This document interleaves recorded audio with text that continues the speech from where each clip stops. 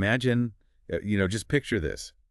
You finally escape slavery after risking everything. You arrive in a new land, finally free. What's the first thing you would do? I can't even begin to fathom that feeling of liberation. Right? But for Frederick Douglass, the answer was simple. He registered to vote. Wow. Today, we're diving deep into the life of Frederick Douglass and really exploring his unshakable belief in the power of the vote. It really shows how much he understood, what it really meant to be free and have a voice. Yeah. We've got some really fascinating sources to help guide us through this. Excerpts from Douglass's own writings, some insights from historians, and even a little clip from a recent NPR podcast. Amazing. Yeah, it's going to be good. So we're going to uncover why this former slave, this incredible orator and activist, believed that voting was not just a right, but like the very foundation of a just and equal society. And what's really interesting is that Douglass's entire life, from his birth, into slavery to his tireless fight for everyone to be able to vote, really reflects this belief. For sure. Yeah. And to really understand that, I think we have to go all the way back to his beginnings. So Douglass didn't even know his own birth date. Right. It was a cruel tactic that slaveholders used to dehumanize and control people. It really highlights how they, deliberately tried to erase someone's individuality and deny their, their personhood so they could maintain this brutal system of slavery. Yeah. But even in those times, in those darkest of times, Douglass was able to find hope and a way towards self-liberation. And you're talking about his mistress teaching him to read. Exactly. She defied her husband's orders and gave Douglass the key to knowledge, the key to unlocking his own potential. It's a huge turning point, and we see it throughout history. Access to information, to education, always leads to change. And for Douglass, this really ignited a fire in him. But it wasn't just reading, right? His discovery of the Columbian Orator, this book full of powerful speeches and arguments for truth and justice, that was a huge turning point for him, too. This is where things get really interesting. The Columbian Orator had a really big impact on Douglass becoming such a powerful speaker. So it's not just that he found his own voice, he also found the words, the eloquence, the power to really move people. Yeah, exactly. He went from, a hesitant young man to this commanding voice for abolition, really captivating audiences with his passion and the sheer force of his arguments. Wow. Yeah. And that ability to really articulate how unjust slavery was, to really connect with people emotionally, that was tied so closely to his fight for the right to vote. Douglass truly believed that without the vote, you were incredibly vulnerable. Yeah. Left exposed to whatever those in power wanted to do to you. Yeah. And he saw voting not just as an individual right, but also as a responsibility to your community, as a way to protect and uplift those around you. He understood the power of everyone, raising their voice together alongside those who share your vision for a better future. Yeah, exactly. Powerful. And this brings us to another turning point, the Civil War. The emancipation of slaves was a huge victory, but it didn't automatically guarantee their equality or safety. So the fight for black men to be able to vote became even more urgent. Oh, absolutely. Douglass really saw the vote as essential to securing the freedoms they had fought so hard for, during the war. Yeah. He argued that if black men were worthy enough to fight and die for their country, surely they were worthy of the right to vote. It's hard to argue with that. Yeah. And his speeches from that era, speeches like What the Black Man Wants, are just incredible. They're electrifying. They really capture that belief he had in the power of voting to achieve true equality. That speech is amazing. In it, he connects military service with civic duties so masterfully, arguing that to deny black men the vote was a betrayal of the very principles this country was founded on. Right. And then came the 15th Amendment, which finally gave black men the right to vote. That must have felt like a moment of, genuine progress, like a recognition of all those years of struggle. It was a significant victory, for sure, a real testament to the tireless efforts of Douglass and so many others. But this victory was met with some fierce resistance, almost like a counter-revolution that tried to undermine these hard-won rights. You're talking about the backlash, the rise of Jim Crow. Exactly. Yeah. The forces of white supremacy weren't going to give up their power that easily. Right. We see the KKK come onto the scene, the implementation of Jim Crow laws, all designed to stop black people from voting and to keep white people in control. It's a pretty stark reminder of how fragile progress can be. Hmm. But even in the midst of all that darkness, Douglas still held on to his vision of a better future. Yeah, and that vision is it's articulated beautifully in his speech, Composite Nation. Can you unpack that a bit for our listeners? Sure. What did he mean by composite nation?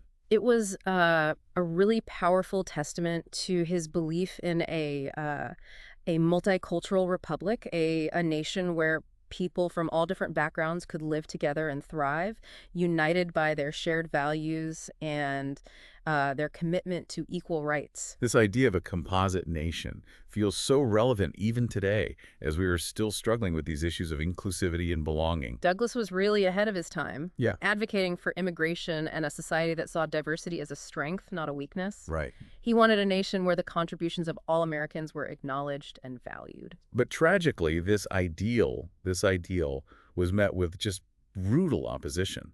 The rise of Jim Crow was a devastating betrayal of, everything Reconstruction had promised. It was a really calculated attempt to dismantle the progress made during Reconstruction, to bring back white supremacy and deny Black Americans their rightful place in society. And this leads us to a really dark chapter in American history. Yeah. The reign of terror by the KKK and the systematic disenfranchisement of black voters. They used intimidation, violence, and legal trickery, like literacy tests and poll taxes. What's really chilling is how seemingly neutral language can be used to disenfranchise certain groups. Yes. Like, take those literacy tests. Yeah. They weren't about making sure voters were educated. Right. It was a blatant attempt to stop Black people from voting. It's a reminder of just how sneaky discrimination can be, hiding behind these seemingly harmless policies and procedures. Yeah. And the story of Maceo Snipes, murdered just for voting, is a terrifying reminder of the real and violent consequences of this struggle. It really shows how far white supremacists would go to keep their power, to silence anyone who dared to challenge them. It's hard to imagine how Douglas must have felt watching his hopes for a truly equal society just crumble under the weight of such hatred and violence. It really shows how much he believed in the power of the vote, that even when faced with such huge obstacles, he never gave up. Yeah. He continued to speak out, to challenge things, and to demand justice. He never stopped believing that the ballot box held the key to a better future. That's what makes Douglas such a powerful figure. Yeah. His life really was, a testament to resilience, to holding on to hope, even when things seem impossible. He knew that the fight for justice is a long and difficult journey, one that requires constant vigilance and a refusal to accept things as they are. And while we've made a lot of progress since Douglas's time, the fight for voting rights isn't over. Many of the tactics they used during Jim Crow are, sadly, still being used today. You're right. That's an important point.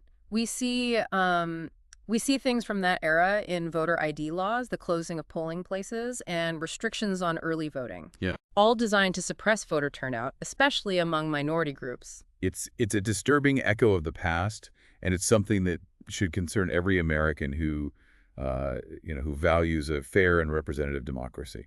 It really underscores how the fight for voting rights isn't just something from the past, but an ongoing struggle that demands our attention and our action. It makes you wonder what Douglas would say about, the state of voting rights today. Would he be encouraged by how far we've come, or just disheartened by these suppressive tactics that are still being used? It's a question worth thinking about. Yeah. But one thing is for sure, Douglas wouldn't stay silent. He would keep challenging us to actually live up to our ideals of equality and justice, and to fight for a truly inclusive democracy where everyone's voice is heard and every vote counts. And that's a fight we should all be in. Absolutely. Yeah. The right to vote is the bedrock of our democracy. It's the foundation on which all our other rights are built. Protecting and expanding access to voting should be a priority for every American, no matter their political beliefs. It's about making sure that our government truly represents the will of the people, that everyone has an equal say in how our country is run. So as we wrap up this exploration of Douglas's life and legacy, what are some of the key takeaways for our listeners? What lessons can we apply today as we face these new challenges to our democracy? I think one of the most important lessons from Douglas's life is perseverance. Okay. He never gave up, even when he was faced with setbacks and disappointments. Yeah. He understood that the fight for justice is a marathon, not a sprint. Right, right. He also understood the importance of collective action, Yeah. of working together, building coalitions to achieve common goals. He wasn't working alone. Right. He was a part of this larger movement, collaborating with abolitionists, suffragists, and other reformers who shared his vision for a more just and equal society. Yeah, that's right.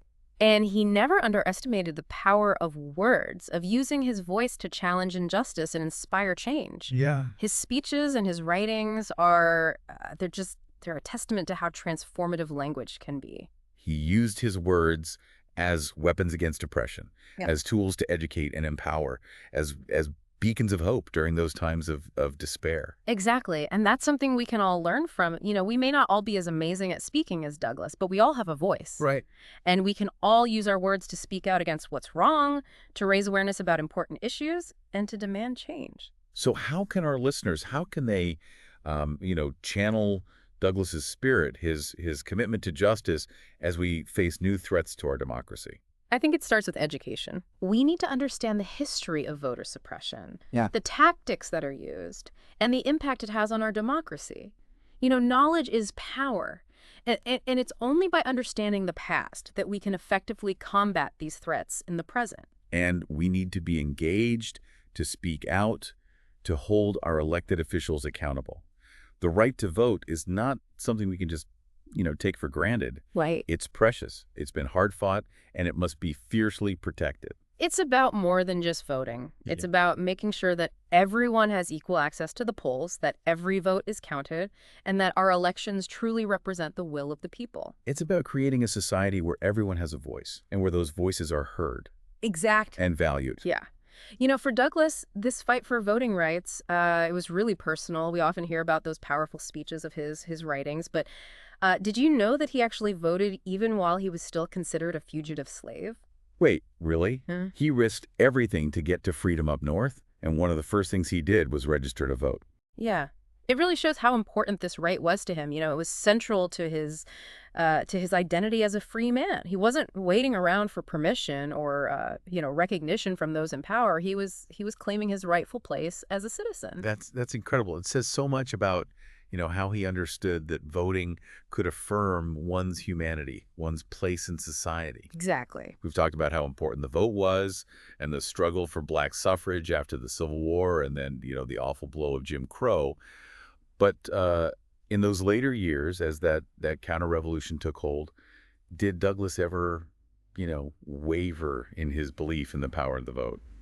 It's a complicated question. While he never, gave up on the idea that voting was an inherent right, he did struggle with its limitations when faced with such widespread violence and disenfranchisement. I can only imagine how disheartening it must have been to see the promises of Reconstruction fall apart and see those rights, those hard-won rights, just ripped away so ruthlessly. It was, and we see that that feeling reflected in some of Douglas's later speeches and writing. Yeah. There are times when he expresses, growing frustration and even despair. He even questions whether the nation would ever really live up to its ideals. So he wasn't naive to the challenges, to the very real threats that black voters faced. No, not at all. He understood how deep racism ran and the lengths that white supremacists would go to in order to keep their power.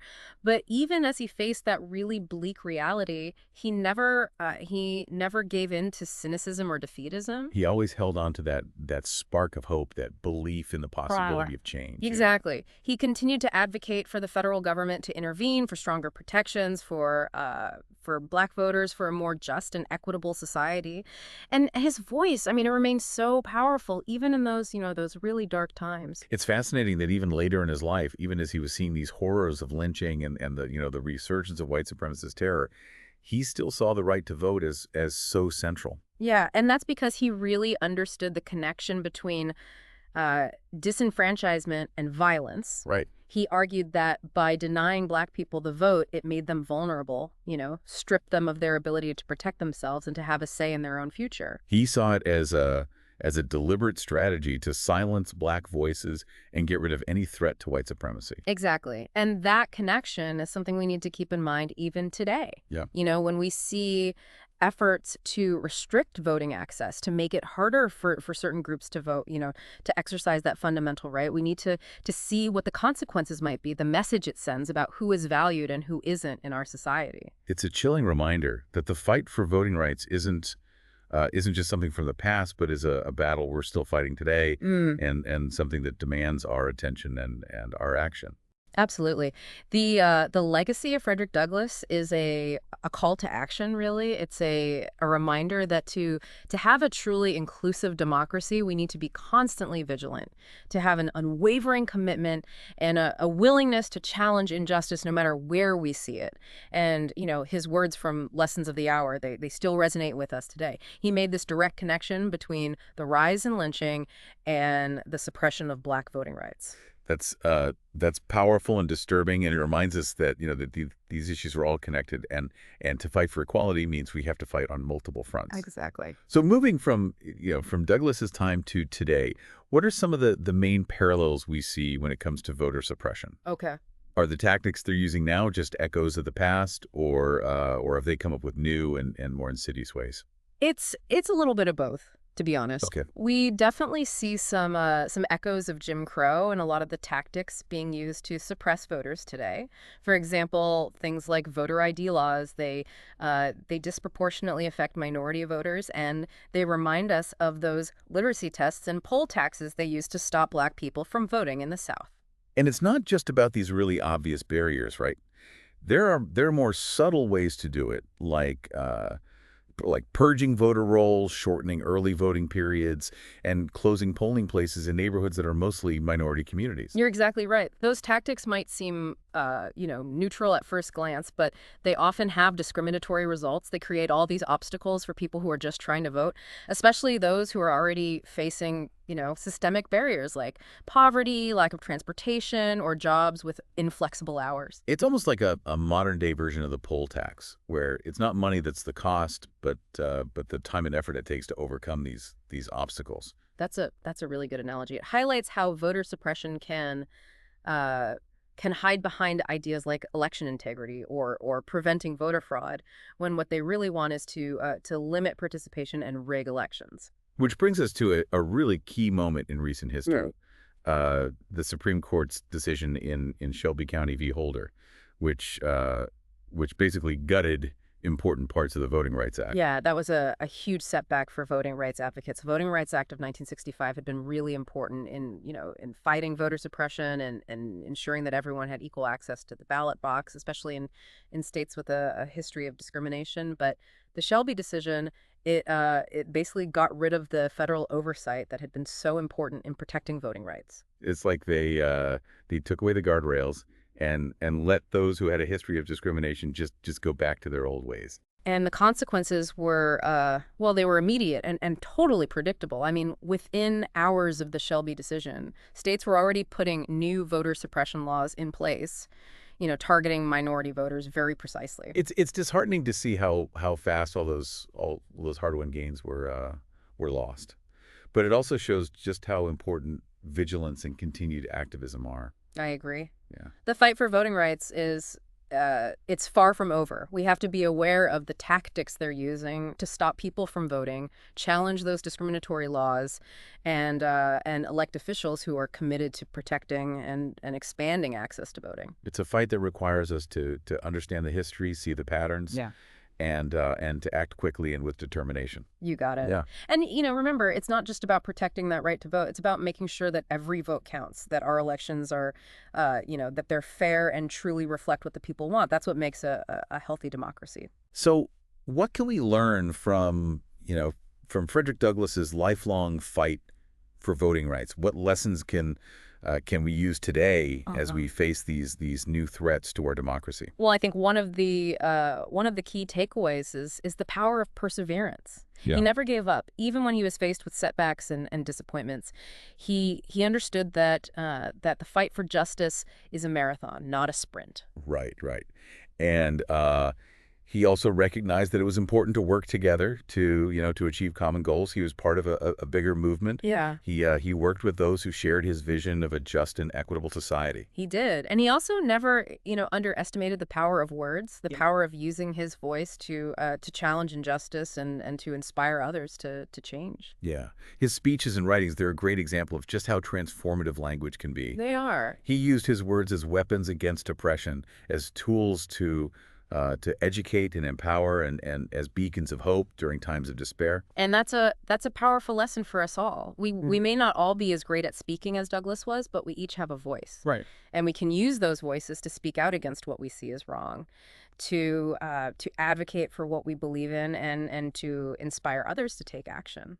So how can our listeners, channel that spirit of Douglas's, that unwavering commitment to justice as we face these new threats to our democracy? I think it begins with education. We need to understand the history of voter suppression, the tactics they use, the laws that are being passed, and the impact this has on our democracy. Yeah. Knowledge is power. Hmm. And by understanding the past, we can effectively fight these threats today. Exactly. And then we need to get involved, to speak up against injustice and to hold our elected officials accountable. That right to vote is precious. It wasn't easy to get, Yeah. and we need to protect it fiercely. It's about more than just casting a ballot. It's about making sure that every single vote counts, that our elections actually reflect what the people want. And, speaking of powerful voices, there's one scholar whose work really sheds light on how sneaky and dangerous voter suppression is in America. Okay. Carol Anderson, who wrote the book, One Person, No Vote, uses this really brilliant metaphor to describe it. Oh, interesting. Yeah. I'd love to hear it. She calls America a nation of sopranos. So, you just imagine a choir where it's only sopranos singing. Oh, okay. After a while, it would get pretty monotonous, almost harsh on the ears. Oh, I see what you're getting at. So are you saying that if we only hear from a select few, if some voices are silenced or excluded, we lose the richness and complexity, the full harmony of our democracy? Exactly. Right. Anderson's argument is that when we suppress the vote, we're basically silencing a whole bunch of voices: the altos, the tenors, the basses, all those different perspectives and experiences that make up our nation. Yeah. And the result is this distorted, this incomplete version of democracy that only benefits a few while hurting the majority. That's a powerful analogy, and it really connects to what we've been talking about, about Douglas and his fight for everyone to have the right to vote. He knew that to have a truly representative democracy, all citizens need to be able to participate, no matter their race, gender, or their economic status. Yeah, he believed that every voice mattered, that a strong democracy needs everyone to contribute. Right. And that's why the fight for voting rights is so important. It's not just about making sure everyone has a voice. It's about creating a society where those voices are actually heard and valued, where everyone has an equal chance to shape the future. So where do we go from here? What can we do as individuals and as a society to protect and expand voting rights? That's the question we should all be asking. I Yeah. think it starts with recognizing that this isn't someone else's problem, This is something that affects all of us. The health of our democracy depends on everyone actively participating. So it's not enough to just vote ourselves. Right. We have to actively work to protect everyone's right to vote. Exactly. Right. We can start by educating ourselves about, the history of voter suppression, learning about the tactics they use, the laws they pass, and what impact it all has. Okay. We need to really understand the problem if we want to solve it. And then what? What are some concrete actions we can take to make a real difference? Oh, there are so many ways to get involved. We can support those organizations that are, that are actively fighting voter suppression. We can register voters in our own communities, contact our elected officials, and demand that they protect voting rights. We can also volunteer as poll workers, educate our friends and family about how important voting is, and even use social media to raise awareness. So it's about making our voices heard. Yeah. Using our collective power to demand change. It's about channeling that same spirit of determination and resilience that Frederick Douglass had his whole life. That's it. We can honor his legacy by continuing this fight for a truly inclusive democracy, one where every vote matters and every voice is heard. And remember what Douglass said: if there's no struggle, there is no progress. So, let's keep struggling, keep pushing, and keep demanding a better future for ourselves and for the generations to come. Well, this deep dive has been really eye-opening and honestly a little bit sobering too. Yeah. It's clear that this fight for voting rights, it's far from over. It's not. But it's a fight worth having. It is. And as we've seen through the life and work of Frederick Douglass, hope and progress really are possible, even when we're facing huge obstacles. Thank you for joining us on this journey. Yeah, thanks for having me. We hope you'll subscribe for more deep dives into fascinating topics and historical figures. Until next time, keep learning, keep questioning, and keep fighting for a better world.